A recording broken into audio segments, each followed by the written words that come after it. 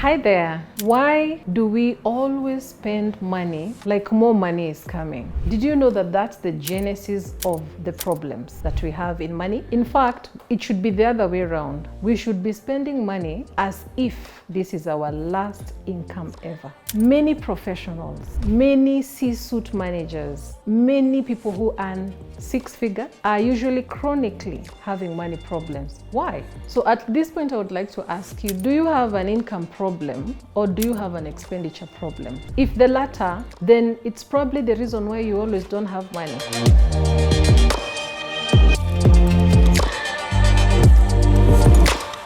Why is it that you're earning enough money or above average, but you're always in limbo? Always, today you have money, tomorrow you don't have money. And it's such a big problem because I sit down with many people, and most of the time the people who earn the highest are the people with the most problems. So we can get in deeper and see where are these issues. I'm glad you're watching, and it's always a pleasure to have you here. But more than that, I create these episodes with a lot of love, with a lot of energy, with a lot of, it takes a lot to put together an episode.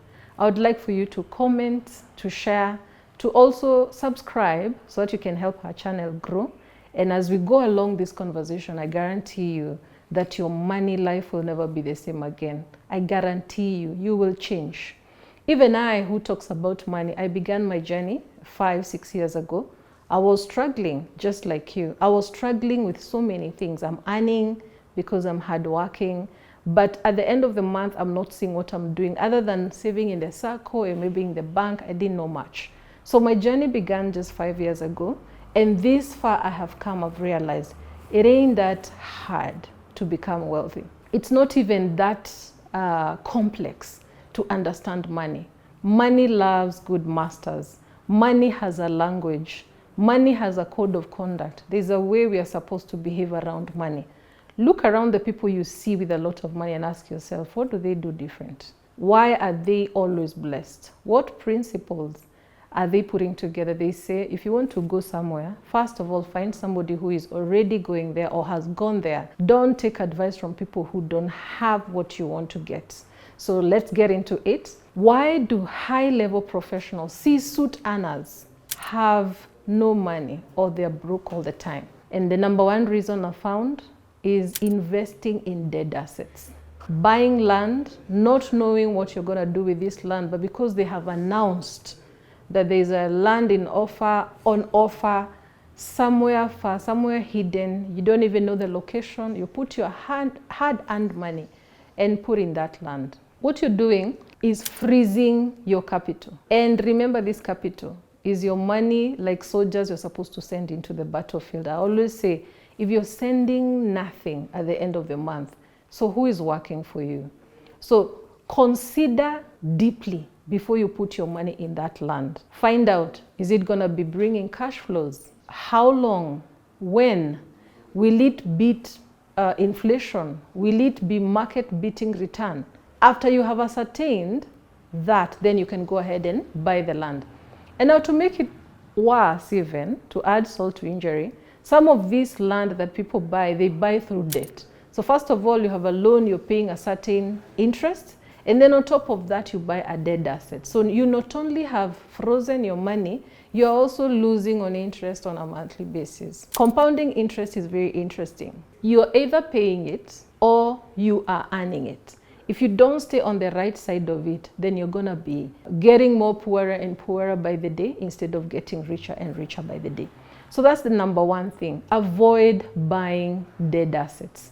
Number two reason why you probably earn very high and you're broke, you finance depreciating assets. It's okay to have a car, but how should you go about having a car? Does your income even allow a car? I think it's good to sit with a financial advisor first and talk about this asset called car. Ideally, it's supposed to help you in business, bring more money. But if you're gonna buy this car and park it in a building for comfort, which is good, I think you should be careful the interest charge thereof.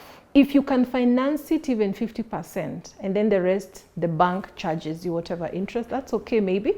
But then again, my message is take time. Don't just buy the car so that you can fit in. Don't buy the car for comfort only, forgetting that this interest I'm paying per month is robbing me of the opportunity to invest per month. You could be the one receiving that interest that the bank is charging you. So take time before you buy that car. Maybe buy a second-hand one that is well conditioned. You don't have to buy a new one.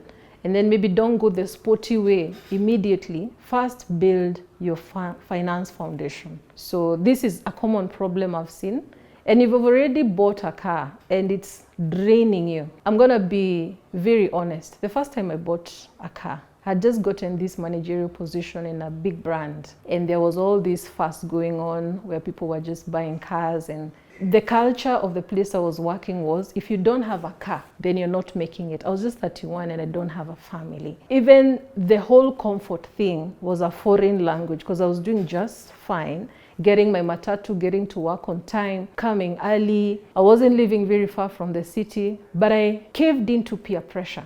The company gave us loans and we took cars, and my car was quite expensive, and to be very honest, sometimes I wouldn't be able to fuel it. So you can see I have already been there, done that. Eventually I had to sell it and settle for a lesser one, and even at some point I sold even that small one and started walking until I was able now to be firmly founded in assets, and then I purchased one. It was not easy. First of all, you are driving and then now you're not driving. It's a very uncomfortable place. But can I tell you something? Creation of wealth sometimes renders you uncomfortable. In fact, one of the greatest things you can be able to do for yourself in order to create wealth is delayed gratification. You delay that comfort. If it's not very important, if you don't have little children or you really don't need it, maybe delay it a bit so that you move from the level of financial struggle, first of all, to stability and maybe financial growth, and then you can consider a car. And if you must buy a car, consider buying a cheap one or a second-hand one that is not going to cost you very high before you become somebody who owns a car but they can't fuel it. And even the much deeper tragedy, you don't have money to invest. So the number 3 thing that causes C-suite earners have no money is ignoring the first step of creation of wealth, budgeting. You feel like now you've come of age, you have a lot of money, you're earning $1 million plus or 6-figure, and now you're like, I can close my eyes and pay my bills and even have extra. Let me tell you, the day that income is not going to be there is the day things go wrong, and that's usually like the fundamental problem. We always spend thinking that another money is coming, and then one day it doesn't come and everything comes down crumbling. How about you become smart about that income? Spend it like you're not gonna have it, because you actually don't know about tomorrow. You don't know whether that company is going to be there tomorrow. And even if they send you guys with a bit of a lump sum pay, it's not quickly that you will be able to think of strategies to make that money earn more money. So if you don't start now, then it doesn't become a philosophy, it doesn't become a practice, all right? And creation of wealth comes with age. It's like you become finer and finer along the way. The first time you do this budget, and it's very hard for us to talk about money and not talk about this budget, you will struggle. Sometimes you will get it, sometimes you will go against it, you will lose some, you will gain some, but within a year, 2 years, 3 years, you've already gotten into the road of understanding why this is good for you. Also teach your children, because sometimes when you force your kids to do things and you're not explaining to them why, then it becomes a trauma source. They become resentful. They begin to hate even the money management story altogether. But if they see the month you guys have planned your money as a family, things have been good, even them when they grow and in the future, they will begin to plan their money well, all right?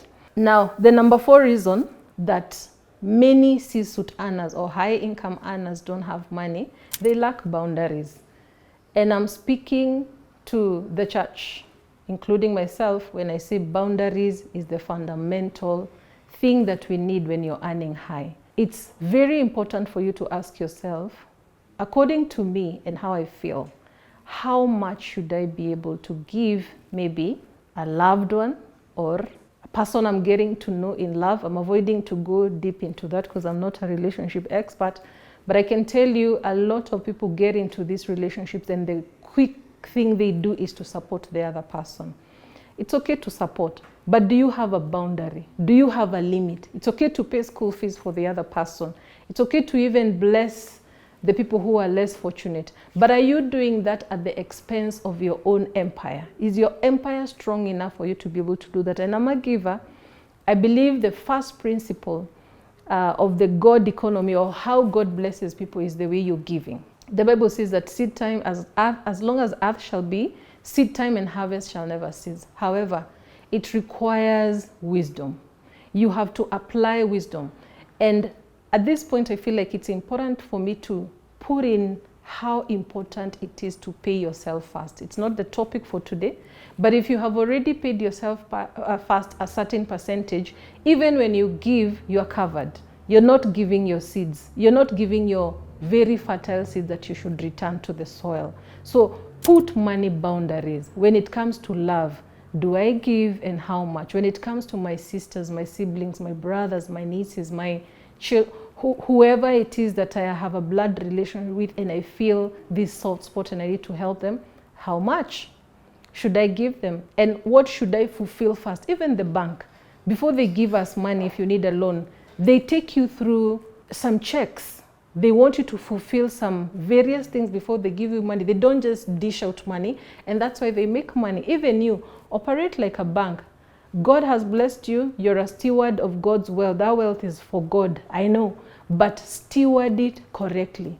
Don't be foolish and give all your best seeds, and then you're left with nothing because you gave, all right? We need wisdom there. Number 5, falling for shiny objects. Anything shiny, shiny wardrobe, shiny land, shiny car, you're there. If you're earning high, protect your earnings, protect your wealth. Use that salary as if it's the last salary you're gonna have. And it's very hard to strike that balance of not wanting to be like the other people we schooled with, people we grew up with, people who I used to know, people we go to church with. There's a lot of comparison that goes along there, and comparison is a thief of authenticity. The moment you start looking at somebody else's progress and how they're doing, you start losing it, because you can't drive your car with the rear view throughout. You have to focus ahead and say, what am I building here? What am I crafting? What am I putting together? And then from time to time you can check and compare, but you can't be constantly doing things because other people are doing. So avoid shiny things. And when they tell you that there is this opportunity that we have had that will make you wealthy overnight, do not. Been there, done that. It's usually the opposite. Just build your wealth gradually and surely, and do not invest in something that you do not understand. This can be said in very many ways, but it's, in short, what I'm trying to say is be cautious of everything that shines. If it is too good to be true, it probably is not true. Trust your gut. And then the number 6, ignoring consumer debt and borrowing to buy assets that are not going to give you cash flow. If you're going to furnish your house, save for it. Don't go for debt in order to be able to have that TV or that seat or whatever it is that you want. It's okay to have a comfortable home, but save for it. Don't borrow for it. Only borrow when you're doing investments, smart investing, and the interest that you're being charged by the bank should be lower than the interest you're going to earn from that venture you're getting into. And if you want more information on that, you can send us an email and we'll get back to you. And then the last one is lifestyle inflation. That's the winner. Every time you earn money, more money, any promotion you get, you find yourself, you tend to improve your lifestyle. Make it calculated. Calculate it for 2 years. In fact, stay for 2 years before you increase your expenses. Sometimes they increase because of things getting expensive. That's okay. Because as that happens, you're also asking yourself, what other things can I do to get more money? But the one whereby every time you get an increment, you rush to go to the next better house, better car, better wardrobe. Actually, the people you think are looking at you critically, they are not. They are focused in their own problem. No one is watching you like an organism under a microscope. They'll just notice maybe you have a new car. Within an hour, they've forgotten, they've gone back to their problems. So it's really, really important, and it's a serious subject that we can talk and talk and talk. And I'd like to hear your views. on some of these points that I've released here, I've highlighted here. What is causing you to be broke, yet you're earning very well? And if you sit down with a financial advisor, they can help you find out where your money is going, because that's a critical question you should be asking yourself. And the budget is a very easy tool that helps you know where your money is going instead of asking where it went. So take note of these 7 points and look at any of those that is affecting you, and then strategize on how to come out of it. So I'm glad you have watched up to the end. I hope you have gotten something. We keep producing this kind of money talks because for me it's very personal. I struggled at some point in my life, and when I knew the truth, I told myself I'm documenting my journey so that other people like me may not lose their way. So for now, it's goodbye. I hope to see you on the next episode. God bless you.